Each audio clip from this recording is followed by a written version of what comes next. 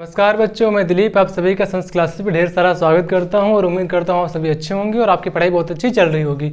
आज का हमारा टॉपिक है बच्चों, दो बिंदु आवेशों के निकाय की स्थितिज ऊर्जा। अब किसकी स्थितिज ऊर्जा पता करना है? दो बिंदु आवेशों के निकाय की, मतलब कि दो बिंदु आवेश होंगे, दो बिंदु आवेशों का एक निकाय बना होगा, उसकी स्थितिज ऊर्जा हमको पता करना है। तो स्थितिज ऊर्जा पता करने से पहले हमको पता होना चाहिए कि वैद्युत स्थितिज ऊर्जा क्या होती है, क्योंकि जो वैद्युत शब्द यहाँ पर आया, मतलब जो यहाँ पर दो बिंदु आवेश है ना, इसलिए यहाँ पर लिखा गया कि वैद्युत स्थितिज ऊर्जा। दो बिंदु आवेश है तो आवेशों के कारण कुछ ना कुछ ऊर्जा होगी, तो मतलब क्या कि वैद्युत स्थितिज ऊर्जा क्या होती है ये पहले पता करेंगे। और उससे भी पहले पता करते हैं कि स्थितिज ऊर्जा क्या होती है। तो स्थितिज ऊर्जा क्या होती है, मतलब क्या कि जब वस्तुओं के अंदर उनकी स्थिति के कारण जो ऊर्जा होती है उसे स्थितिज ऊर्जा कहते हैं। ठीक ना। अगर एग्जाम्पल से अगर समझिए कि अपना क्या है, मार्कर है, हमने पृथ्वी से यानी पृथ्वी के ऊपर उठाया है इसको हमने, तो इसके अंदर एक कोई स्थिति है ना, यहाँ पर हमने पकड़ा हुआ है, तो मतलब क्या इसके पास कुछ स्थिति है। अब स्थिति है इसके पास, मतलब क्या इसमें कुछ ना कुछ ऊर्जा है। इसको अगर हम मुक्त कर देंगे, छोड़ देंगे, तो पृथ्वी के पास तुरंत गिर जाएगा ना, तो इसमें क्या आ जाएगी, गतिज ऊर्जा आ जाएगी। लेकिन इतने टाइम पे इसमें क्या है, स्थितिज ऊर्जा है। वस्तुओं में उसकी स्थिति के कारण उसमें स्थितिज ऊर्जा होती है। ठीक है ना। आप समझते हैं कि वैद्युत स्थितिज ऊर्जा क्या होती है। तो आप लोगों ने यहाँ पे समझा होगा कि अगर इसको हम छोड़ देंगे तो गुरुत्वाकर्षण तुरंत इस पर काम करेगा और तुरंत ही नीचे चली जाएगी। तो कह सकते हैं कि मतलब कि जब हम लोग कोई ऐसा काम करते हैं, गुरुत्वाकर्षण बल के विरुद्ध में काम करते हैं, और यानी कि इस वस्तु पर हमने गुरुत्वाकर्षण बल के विरुद्ध काम किया है, तो इसमें क्या आ गई, स्थितिज ऊर्जा आ चुकी है। अब हम लोगों ने कैसा काम किया था, गुरुत्वाकर्षण बल के विरुद्ध में काम किया था। ठीक है ना। अब देखो यहाँ पर क्या है कि वैद्युत स्थितिज ऊर्जा क्या होती है। वैद्युत स्थितिज ऊर्जा क्या होती है, तो देखो बच्चों, हम लोग को पता है क्या कि जब कोई एक आवेश हो, एक आवेश मानते हैं कौन सा, धनात्मक प्रकृति का है, और एक दूसरा आवेश भी हो, कैसा हो, धनात्मक प्रकृति का आवेश हो। अगर इनको हम पास पास मिलाकर रखेंगे, लेकिन समझो बात ये है ना कि ये भी अगर धनात्मक है और ये भी अगर धनात्मक है, तो पहली बात है पास पास में आएंगे नहीं आएंगे ना, तो मतलब इनको जबरदस्ती पास में लाना पड़ेगा, और पास में लाने में कुछ ना कुछ काम करना पड़ेगा ना। तो जो काम करना पड़ रहा है, पास में लाकर काम जो करना पड़ रहा है, तो वही एक बार क्या होगा कि वही काम इन दोनों आवेशों को पास रख, यानी कि ये आवेश और ये आवेश, इनको जब पास में लाकर रखेंगे तो एक निकाय बन जाएगा। क्या बन जाएगा, एक निकाय बन जाएगा। और पास लाकर रखने में जो काम किया गया है वही काम एक बार स्थितिज ऊर्जा के रूप में संचित हो जाएगा इस निकाय में। ये जो निकाय बना है, तो इस निकाय में क्या हो जाएगा, वो कार्य स्थितिज ऊर्जा के रूप में संचित हो जाएगा। यही क्या होता है, स्थितिज ऊर्जा होती है, वैद्युत स्थितिज ऊर्जा होती है। कैसे, जब दो बिंदु आवेशों को अनंत से लाकर, यानी कि ये जो आवेश होंगे कहाँ से होंगे, अनंत पर होंगे, मतलब कहीं बाहर होंगे, तो इनको हम पास में लाकर रखेंगे। जब दो बिंदु आवेशों को अनंत से लाकर पास रखते हैं, इनको अनंत से लाए और पास रखे हैं, तो अनंत से लाकर पास रखने में जो कार्य किया जाता है, यही जो कार्य होगा इस निकाय में स्थितिज ऊर्जा के रूप में संचित हो जाएगा। ठीक है ना, स्थितिज ऊर्जा के रूप में संचित हो जाएगा। इतनी बात के लिए यही होती है आपकी क्या, वैद्युत स्थितिज ऊर्जा होती है। अब हम लोग पढ़ेंगे क्या कि दो बिंदु आवेशों के निकाय की स्थितिज ऊर्जा, मतलब ये जो निकाय बन चुका है, इसकी स्थितिज ऊर्जा होती कितनी, हम लोग डेरिवेशन का कर लेंगे इसी। ठीक है ना। तो फिर इसको साफ करते फिर आगे चलते हैं। अब शुरू करते हैं डेरिवेशन इसका, कि दो बिंदु आवेशों के निकाय की स्थितिज ऊर्जा। तो मानते क्या है कि दो बिंदु आवेश हैं Q1 और Q2, दो आवेश Q1 और Q2 है, जिनके बीच की दूरी कितनी है, R है। जिनके बीच दूरी कितनी है, R है। ये पूरा एक निकाय बन चुका है, दो बिंदु आवेशों से ये निकाय बन चुका है। तो इन दो बिंदु आवेशों को जो निकाय बना है, इनकी स्थितिज ऊर्जा कितनी होगी, तो मानते हैं क्या है कि अब यहाँ पर लिखेंगे क्या, विभवांतर की परिभाषा के अनुसार, विभवांतर की परिभाषा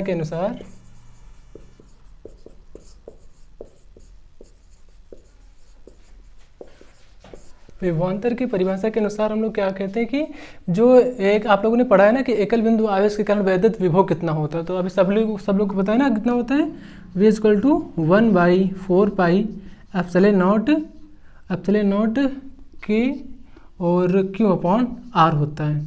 ये होता है एकल बिंदु आवेश के कारण वैद्युत विभव। तो मानते हैं कि Q1 के कारण R दूरी पर वैद्युत विभव ना, क्या लिखेंगे हम लोग कि Q1 के कारण R दूरी पर वैद्युत विभव, या फिर लिखेंगे क्या, सीधा Q1 से R दूरी पर वैद्युत विभव, Q1 से R दूरी पर वैद्युत विभव कितना होगा, वैद्युत विभव। इस Q1 से r दूरी पर वैद्युत विभव कितना होगा, V इक्वल टू होगा आपका 1/4πε0 K और Q1 अपॉन R होगा, क्योंकि हम लोग r दूरी कितनी ले रखे हैं, r ले रखे हैं, तो मतलब यहाँ कितना हो जाएगा, r हो जाएगा। और किसके यानी कि कहाँ से, Q1 से, मतलब यहाँ कितना हो जाएगा, Q1 हो जाएगा।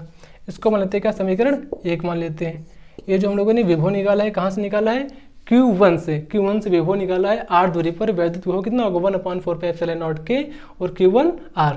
तो मानते हैं कि ये जो आवेश था कहाँ पर था, अनंत पर था। अनंत से हम लोग कहाँ पर लेकर आए हैं कि एक जगह पर लेकर आए हैं, और मानते हैं कि r दूरी उसने तय करी है, यानी कि Q1 से r दूरी पर वैद्युत विभव कितना हो रहा है, V equal to 1/4πε0 Q1 upon R हुआ है। ठीक है, अब पहला आवेश हम लेकर आए ना अनंत से, लेकिन अब क्या करते हैं, अब दूसरा आवेश भी अनंत से लेकर आते हैं। किसके पास, इससे Q1 से r दूरी पर लेकर आते हैं। और सब पता है क्या कि जो प्लस ये जो आवेश है कैसी प्रकृति का है, धनात्मक प्रकृति का है। तो जो Q2 आवेश है ये भी कैसा है, धनात्मक प्रकृति का है। जब इसको पास पास मिला कर रखेंगे ना तो क्या होगा कि ये जो Q1 आवेश है इसको क्या करेगा, दूर करें, लेकिन फिर भी इसको हम पास मिलाकर रखते हैं। ठीक है ना, और रखने में वही काम करना पड़ता है हमको। ठीक है ना, तो Q2 आवेश को Q1 से r दूरी पर लाने में किया गया कार्य, यानी जो Q2 आवेश है, Q2 आवेश को अनंत से ला रहे हैं, किसके पास ला रहे हैं, Q1 के पास ला रहे हैं। कितनी दूरी पर ला रहे हैं, r दूरी पर ला रहे हैं। लाने में क्या करना पड़ रहा है, काम करना पड़ रहा है ना। तो फिर लिखेंगे क्या, आवेश Q2 को आवेश Q1 के पास, आवेश Q1 के पास लाने, Q1 के पास लिखे, Q1 के पास r दूरी तक ना, Q1 के पास r दूरी तक लाने में किया गया कार्य,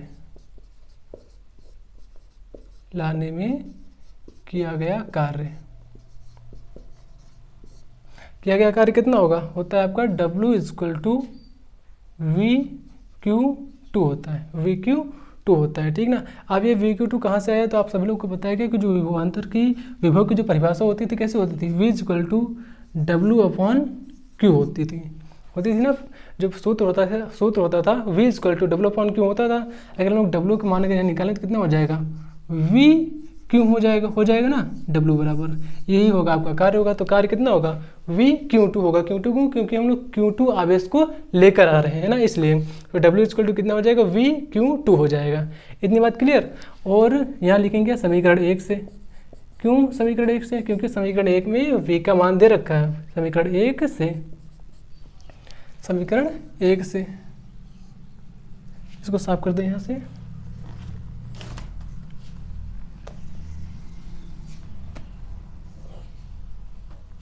समीकरण से अगर देखा जाए तो कितना यहाँ पर है, हो जाएगा आपका W इक्वल टू V का मान कितना है, 1/4πε0 K Q1 upon R, 1/4πε0 K और कितना है Q1 अपॉन R। ठीक है ना, ये V का मान हुआ, साथ में क्या लिखा है, Q2 लिखा हुआ है। क्या लिख देंगे, Q2 लिख देंगे। तो W कितना हो जाएगा, W इक्वल टू हो जाएगा 1/4πε0 K 1/4πε0 K Q2 upon R हो जाएगा। फिर कितना हो जाएगा, Q2 अपॉन R हो जाएगा। ये काम करना पड़ेगा आपका कितना, 1/4πε0 K और Q2 अपॉन R। ये क्या हुआ, आपका कार्य हुआ। ठीक है ना, ये आपका जो कार्य हुआ, तो जो यही कार्य होगा इस निकाय की वैद्युत स्थितिज ऊर्जा के रूप में संचित हो जाएगा। यही जो कार्य है, यही कार्य क्या हो जाएगा, वैद्युत स्थितिज ऊर्जा के रूप में संचित हो जाएगा। यही कार्य वैद्युत स्थितिज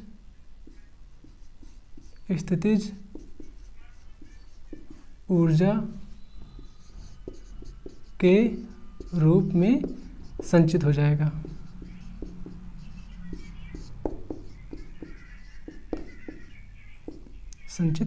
ना, यही जो कार्य होगा तो वैद्युत स्थितिज ऊर्जा के रूप में संचित हो जाएगा। तो मतलब क्या, U इक्वल टू हो जाएगा आप तुम्हारा 1/4πε0 K Q1 Q2/R हो जाएगा, Q1 Q2/R हो जाएगा। ये हो जाएगी आपकी वैद्युत स्थितिज ऊर्जा। कहाँ की? दो बिंदु आवेशों की निकाय की, दो बिंदु आवेशों की निकाय की वैद्युत स्थितिज ऊर्जा हो जाएगी। यही कार्य वैद्युत स्थितिज ऊर्जा के रूप में संचित हो जाएगा। कहाँ पर? निकाय में, ठीक ना। कौन से निकाय में? दो बिंदु आवेशों के निकाय में। यही कार्य वैद्युत स्थितिज ऊर्जा के रूप में संचित हो जाएगा, ठीक है ना। इतनी बात क्लियर। ये आपको बहुत छोटा सा डेरिवेशन है, और इतना सा डेरिवेशन है, और एग्जाम और क्या कहते हैं इंपॉर्टेंट भी एग्जाम में आ भी सकता है ना। तो इसके अच्छे से नोट्स बना लीजिएगा और पढ़ लीजिएगा, याद कर लीजिएगा।